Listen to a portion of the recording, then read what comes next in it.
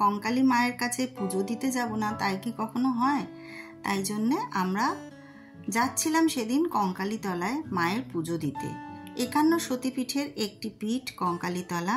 এখানে মায়ের কাঁখাল পড়েছিল বা কোমরের অংশ পড়েছিল এবং খুব জাগ্রত এই সতীপীঠ, এটুকু বলতে পারি। আমি যতবারই একটা মনোবাসনা আর কি ওনার কাছে জানিয়েছি, ওখানে বলেছি এবং তোমরা দেখে থাকবে।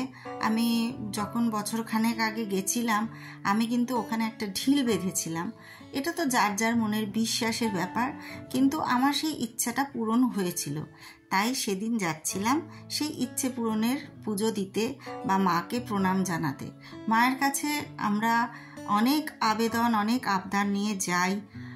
সোনাঝুরি পেরোতে পেরোতে চোখে পড়লো সাঁওতাল নৃত্য।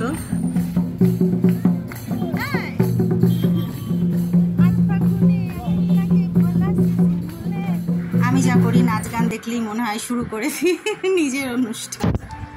আর সেই পুজো পৌঁছতে, প্রণাম জানাতেই আবার যাওয়া।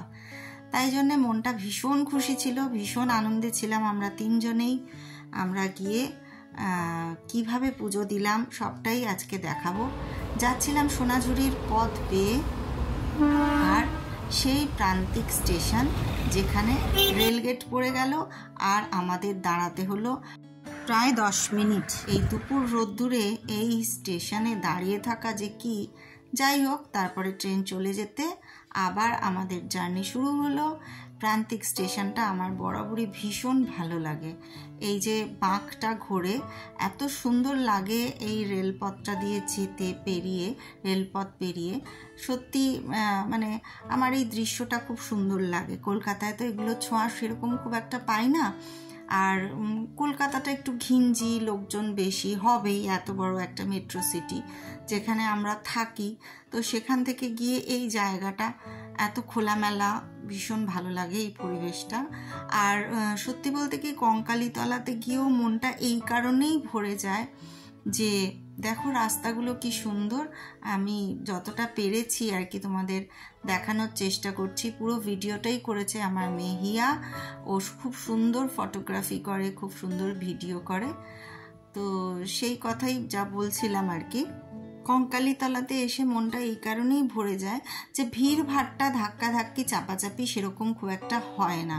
হয়তো ভোরের দিকে গেলে আরোই ফাঁকা পাওয়া যায়। আমরা গেছিলাম সেদিন একটু বেলা হয়ে গেছিল, তাই সেদিন সামান্য ভিড় পেয়েছি, সেরকম কিছুই না। যেরকম কলকাতায় মন্দিরে গেলে ভিড়ে আমরা প্রায় বিরাট লাইন, ঘন্টার পর ঘন্টা দাঁড়িয়ে থাকা, তারপরে সামনে গেলে ওই কোনো রকমে এক ঝলক মাকে দেখেই ধাক্কা মেরে সরিয়ে দেওয়া, সেই সব ব্যাপারগুলো এখানে একেবারেই নেই। খুবই ভালোভাবে পুজো দেওয়া যায়। আর বিশেষত ভোরবেলায় আর সন্ধেবেলায় আসলে, আমরা সেদিনকে সেই সময়টা পাইনি, তাই একটু দুপুরবেলাতেই যেতে হয়েছিল, তাই সামান্য একটু ভিড় সেদিন পেয়েছিলাম। আর এই হচ্ছে ভোলা, আমাদের অতি প্রিয় একটি ছেলে, তার মা। এই মা ছেলের দোকান মায়ের দান। আমরা যখনই যাই এখান থেকে পুজো কিনি, পুজো দিই, পুজোর সামগ্রী কিনে নিয়ে গিয়ে। আর ও এত গুছিয়ে, এত সুন্দর করে সাজিয়ে দেয় সেই ডালা, মন থেকে একটা ভক্তি জেগে ওঠে। এত ভালো লাগে ওদের ব্যবহার যে আমরা সবাইকেই বলি যারাই শান্তিনিকেতন যায়, প্লিজ তোমরা এই দোকানটায় যেও, ওদের ব্যবহারে মন ভরে যাবে। আর ভোলা আমাদের জন্যে শুধু পুজোর এই সামগ্রীগুলোরই আয়োজন করে তা নয়, ও আমাদের মায়ের প্রসাদ বা ভোগও আমাদের জন্য সেদিন রেখে দেয়। আমরা জানিয়ে দিই যে ভোলা আজকে আমরা যাচ্ছি, সেই দিন দুপুরে কিন্তু আমরা মায়ের ভোগ খাবো। ও একদম রেডি করে রাখে সেই ভোগ, আমরা আসার পথে নিয়ে আসি আর সেই ভোগ আমরা খাই।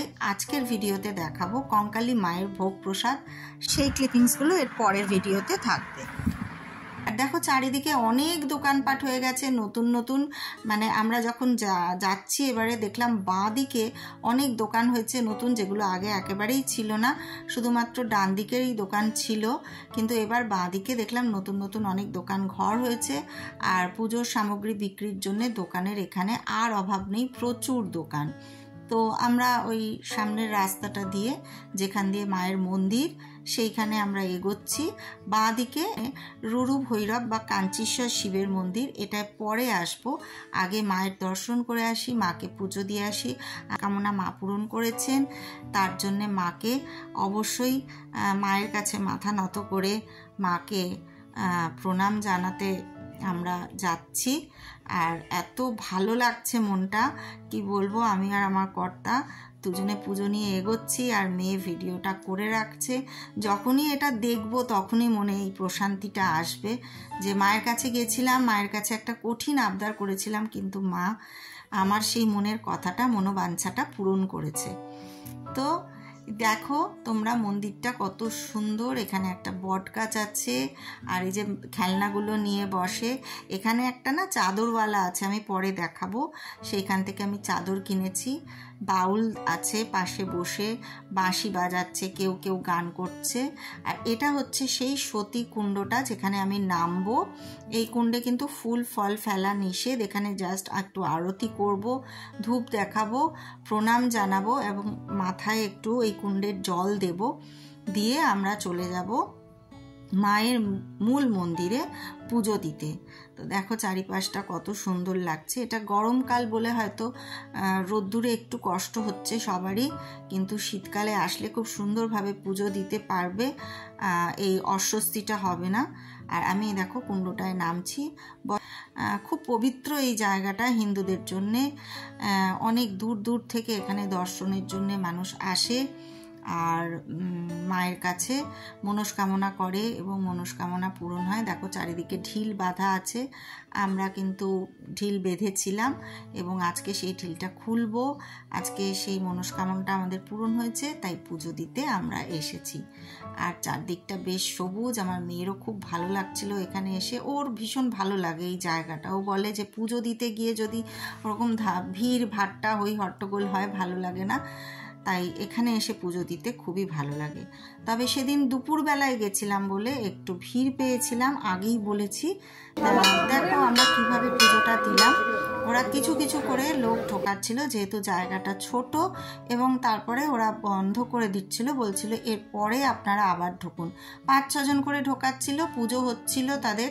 আর পুজোটা এত সুন্দরভাবে ওখানকার পুরোহিতরা পুজো করেন যে না বললেই নয়। আমরাও গিয়ে আমাদের গোত্র, আমাদের নাম সমস্ত কিছু বললাম। আর এখন যেতে যেতে না পুরোহিত মশাইরা আমাদের চেনাই হয়ে গেছে, আমাদের মুখ দেখলেই ওরা নাম গোত্র বলে দিতে পারেন প্রায়, এইরকম অবস্থা। এতই যাই আমরা, 2-3 মাস অন্তর অন্তরই যাওয়া হয় প্রায়। আর মাকে বলি এরকম যেন আসতে পারি তোমার কাছে বারবার, সেটাই মানে রেখো আমাদের, সেভাবেই আমাদের রেখো, যাতে তোমার কাছে বারবার এসে আমরা পুজোটা দিয়ে যেতে পারি। না হলে আমাদের মনটা ভাল লাগে না, সবসময় মনে হয় আবার কবে যাব, আবার কবে যাব, এই আর কি। তাহলে পুজোটা দেখো কিভাবে হচ্ছিল। আর তোমরা যদি কখনো শান্তিনিকেতন যাও অবশ্যই কঙ্কালীতলায় এসো মায়ের কাছে পুজো দিতে। দেখো মনটায় একটা আলাদা রকম প্রশান্তি পাওয়া যায়, খুবই ভালো লাগে।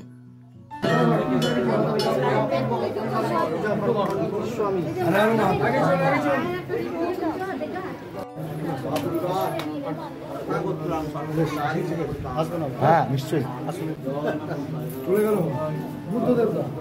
আমাদের পুজো শেষ হয়ে গেছে, এবার মায়ের প্রসাদ নিয়ে ডালা মাথায় বাইরে এলাম। এখানে কিছুক্ষণ থাকবো, এখানে থাকতে খুব ভালো লাগে। এই মন্দিরটার চারিপাশে চাতালে অনেক মানুষজন বসে থাকেন, আমরাও একটু এখানে বসবো, মায়ের কাছে আবার মনের কথা জানাবো। ভালো থাকি কি খারাপ থাকি সবটাই এসে বলি, না হলে যেন মনে হয় মনের মধ্যে সেই ভারটা নামে না। তো যাই হোক, এখানে পুজো দেওয়ার পরে মাকে সব কথা বলার পরে প্রণাম জানিয়ে আমরা এবার যাব রুরু ভৈরবের মন্দিরে, কাঞ্চীশ্বর শিবের মন্দিরে বাবার পুজো দিতে। তার আগে দেখলাম এখানে একজন খুব সুন্দরভাবে বাঁশি বাজাচ্ছে, সেই রিলসগুলো আমি আগেই দিয়েছি, পুরোটা যদি কেউ শুনতে চাও তাহলে শুনতে পাবে। মানে আমার ইচ্ছে করে, আমার যদি ক্ষমতা থাকতো, আমার যদি টাকা পয়সা থাকতো, তাহলে এখানে যে বাউলরা আছে বা যারা এরকম বাঁশি বাজান, যে শিল্পীরা রয়েছেন, আমি কলকাতায় তাদের নিয়ে গিয়ে অনুষ্ঠান করাতাম। এত সুন্দর বাজান এরা, এত সুন্দর গান এরা, কেন যে কেউ এদের সেই মর্যাদাটা দেয় না। ওই যে শুনলো, দাঁড়ালো, নিজেরা গাইলো বাজালো, তারপরে 5টা টাকা ছুঁড়ে দিয়ে গেল, আমার না ভীষণ কষ্ট হয়। এত গরিব এরা, সম্মান পায় না, সেই জায়গাটা পায় না। অথচ কলকাতায় কত রকম যে আমরা ফাটবাজি দেখি, না বলে পারছি না, খারাপ কথা বলার জন্য দুঃখিত, কিন্তু বলে না গায়ে মানি না আপনি মোড়ল, একটু জেনেই সব বিদ্যে ধর। তো সেই রকম কলকাতার মানুষে কিন্তু অভাব নেই। অথচ এইখানে আসলে আমরা দেখতে পাই যে কত শিল্পী এরকম পথে ঘাটে বসে বাজাচ্ছেন, গাইছেন। যাই হোক, আমরা ফিরে আসলাম ভোলার দোকানে মায়ের দানে। এবার যাব কাঞ্চীশ্বর শিবের পুজোয়। দেখতে থাকো GHS, গল্প হলেও সত্যি।